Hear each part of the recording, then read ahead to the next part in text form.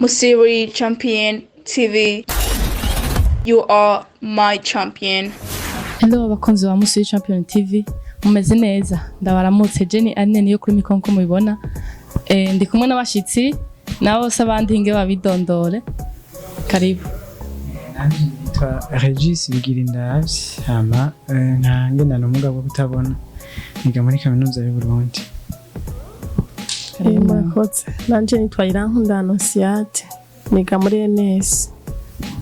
Navuga nti karibu kuri mikoza Musiri Champion TV.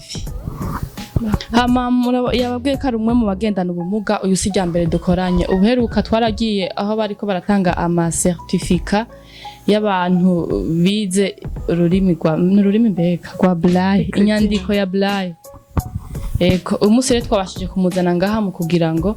natwe atwigishe atwereke uko abigenza narigendana ubumuga bwo kutabona ariko ashobora kwigisha abandi bagatahura bakaronka n'ama certificat. Mbega mu kwigisha nawe urimo mubize mbega Yego Regis bigenda gute mu kwigisha ko narijya usanze ufise ubumuga bwo kutabona wigisha gute abandi bakagutahura gushika yaho bamenya iyo nyandiko? Jenny baza ibintu byo kugendana ubumuga cyangwa kutabugendana n'ibintu by'inyigisho nubwo usanga rimwe na rimwe biririye nibaza yuko kenshi atari ubundi bumuga ufise bwo mu mutwe ibintu byo kugendana ubumuga n'inyigisho ni ibintu bibiri navuga umwanya umwe bisa n'ibitandukanye. Donc no kuvuga utarvenye kuba ushobora mu mutwe wawe ufunctiona neza ugakomeye ubwenge bwawe bukomeye neza urashobora kwiga kandi ico wize urashobora kugitahura kandi ico watawe naho urashobora kucereka ubundi ukacigisha ubundi. Ni nayo mpamvu ni écriture ya Braille nashoboye kuyiga kuko niyo nsanzwe nkoresha bera mu mwaka wa mbere. Nibaza yuko harageze ko ndayimetriza deja nayimetrije kera. Donc urumva iyo wametrije ikintu neza watahuye ikintu neza nawe uracigisha abandi bakabimenya. Donc muri make novuga ngo kwigisha écriture Braille d'abord birakunda bitarabiye ku bumuga mfise ahubwo gusa akarusho gahari nuko bivaye nuko nanje narize ngendana ubumuga ndashobora kuba narayitahuye cyane gusumvya ubundi muntu atagendana ubumuga. Donc narayitahuye cyane gose no kuvuga ko no kuyigisha nshobora kuyigisha umuntu nanje akayitahura gose bivanye nanje nuko nayitahuye quantité aussi amarakine nagize ndiko ndayiga nanje nkaca ngerageza kuyevita mu kwigisha ubundi muntu agendana ubumuga cyangwa atagendana n'ubumuga. Mbega woba watanguye kuyikoresha igihe utangura muri primaire canke muri université? Inyandiko rero novuga kuri jewe ni nka kumwe avuga ngo identité. Donc no kuvuga je natanguye kuyikoresha mu mwaka wa mbere ntangwe amashure ajya batabona niho nanje kujye umuntu ashobora kwandika n'ikaramu ngo donc nanje rero niyo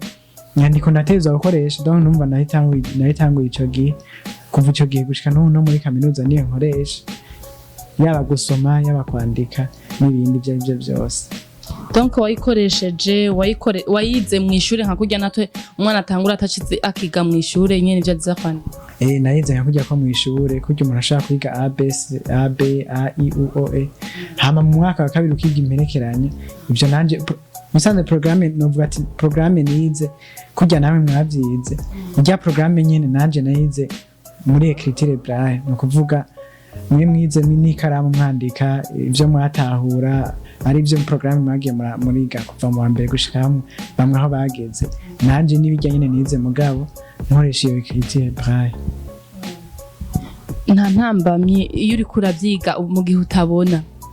babigisha gute? Urashobora kubona sinzi kungene bayandika je urumva n'ijyambere n'ibishasha mu gihe utabona ivyo bariko barakwereka biba byorosha mu kugira bitahure ngo bimishobore kubimenya kugera yaho wigisha abandi. Bisanzwe rero kwera nka twebwe usanga uza kuyiga kwera bari iwawe ukoresha usanga uyiga ukiri muto gitangura amashure nka kujya ko abandi ushobora gusanga agiye mu ishure bishaka kumugora gatoye kwandika gufata ikaramu niko na Braille rero bigenda mugabo iyo utabona naho haca hajamo vya bintu yuko ariko arakwereka utabumubona utashobora kubona ivyo ariko arakwereka ugasanga habaye akagorane gato ari naho mpamvu bica bisaba yuko bagukoresha ko no kuvuga rero kwera amaso atabariko arakora hari ni lisansi yitwa rotusha ibintu byo gukabakaba ibyo kenshi usanga dukoresha donc ico bisaba ko akwereka ati umviriza ngaha akakumviriza kano gakaze ati ngaha akakumvisha ko neza akagufata ukuboko akakwereka hama nawe rero komera umva bica bitabiri repeta mu mutwe bibyishirayo tiyanyeretse ko mfata ngaha ko mpera ngaha nkagenda uko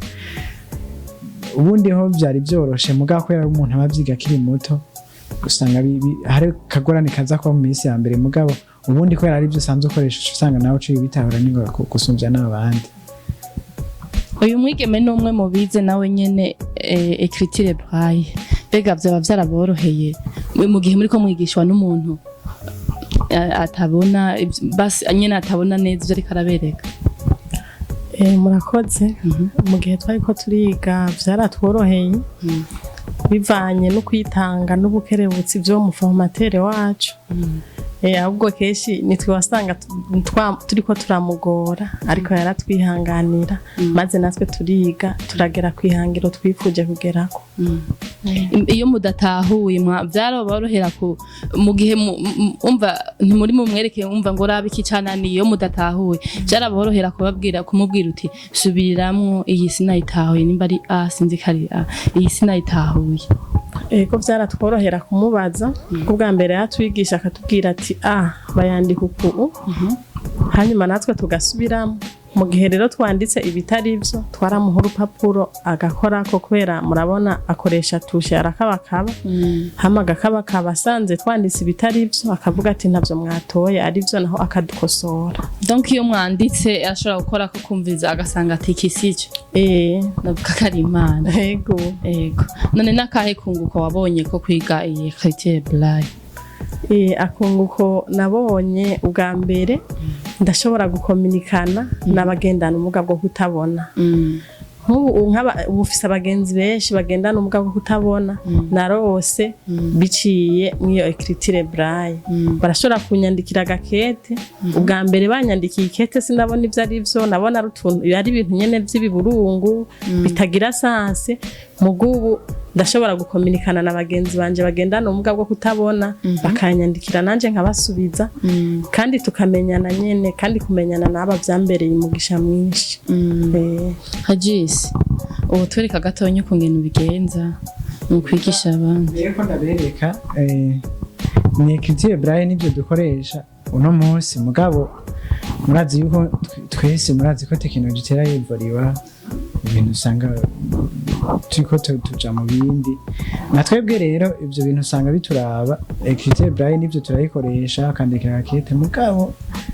usanga muri kaminuza gutera wevuriro bisa hari n'ibintu bisaba nabwiye ko mu kwiga usanga ari kenshi koresha mugari giye usanga kenshi aujourd'hui le monde est informatisé ushaka koresha ordinateur si braille gusa no vango twirimita ko yonyene na ordinateur no kuvuga yo kubera ninkaziya zindi zandi basanze mugabo urumva abarimo so ivuga kumbe kumva nyine ibyo uri kuravuga nimba ari amanote rosirabisi kayisoma nimba ukoze kuri a ukakora kuri a we icyo sigaro kora mukometriza ton clavier yawe ti a ni iri ngaha z iri ngaha e iri ngaha e iri ngaha e iri ngaha ukaca ngati musingira ngo hari ki musi ya a urumva uko double vukaza ngaho uko gusa bisaba yuko haba harimo son kugira ngo ibyo ukoze kuvyumve kurya hajya wihohenze nako nta muntu atihenda ushere gukosora sibyo gusa nayo amatelefone usanga nayo c'est domaine no kuvuga uko nyene rero écriture braille navuga ngo nayo ndabwiye ibyo kugira ntimwumve yuko umuntu aca yirimita kuri braille gusa mugabo kubera ko nyene mu monde gmayeburiwa nawo kenshi usanga n'imigwi nini migusanga tegeza kwiborerana nayo rero écriture braille nakuvuga no munsi na nazanye aka kantu makitwa ga tablette pana tablette si tablette nkazi ya telefone canke iki no niryo zina ryako aka rero murabona kuno kuntu nakuguruye ukuguruye no kuvuga kari sanzu kunyene ko hama ngaha nazanye urupapuro urwo rupapuro rero ucuruzana ukarishiramo uku ushizemwo uku musanze nta kintu na kimwe uba uratangura kugira nturatangura kwandika nturatangura kugira muganga wa muntu wacu atabona hariya turiko turamwigisha uranze ukamubwira ati ubanza kumviriza aha nabigize ndabibona nase sinarutumbereje murabona ko rudatumbereye umbwira ati uteza gukara akaba neza ukumva ko rwatumbereye neza kwizi konte byafashe ko neza impera aha bitumberanye neza bamweretse agakaba akaba neza kumva ko byatumberanye ukamubwira ati uteza guca wafonsa uteza guca ufata gose kugira ngo ntiruce ruruka mu kuva ko nkurabona nk'ubu utagize neza uguma gwikurayo ukamwera ati aha ati wumvise ko wamaze gutumbereza urupapuro rwatumbereye neza mugaca ufata n'ukuboko kugira ngo ntiruveyo ugaca uvyura kakantu kakazana ukaryamika kuri rwa rupapuro gaca gusubira kumera kwa kundi kwa etat initiale kumwe urupapuro rwari rumeze hama rero ugaca usonda hariho utuntu ngaha urupapuro ruca rubanamwo kugira nturuze kuva ugaca ufyondera kuko okay aha rero turahejeje gushira urupapuro twagwinjijeyo tumaze kugwinjizayo rero uramwereka nyene umukoresheje kati umviriza ndiko nsigura nk'umuntu atababona ukamufatisha kano kantu witwa ngo akaba kitwaga poinso c'est comme le poinso donc c'est comme le stylo urumva ni equivalent ya stylo donc urumva niyo dukoresha mu kwandika rero ugacumumvirisha nk'uko je ndiko ndiyumvirisha tumviriza neza ko watumbiriye mu isonga neza aho uza gutangurira yumvise yahereye nko ku murongo ugira kabiri atahere ku murongo wa mbere ateza guherako ucungira ati shusuro kaduga nk'uko akaza ku murongo wa mbere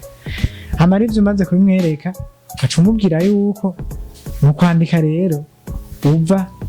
iburyo uja ibubamfu bisigura iki turaza kwandika ndabereka mu kuvuga igituma twavuye iburyo ndaza kwereka igituma mu gusoma naho kiba sanse contraire ni kuvugaho mu gusoma dusoma à gauche vers la droite uva uva ibubamfu uja mu buryo muga mu kwandika naho twanditse tuva iburyo tuja ibubamfu rero mu kwandika no gusoma biri ni sanse contraire biri controverse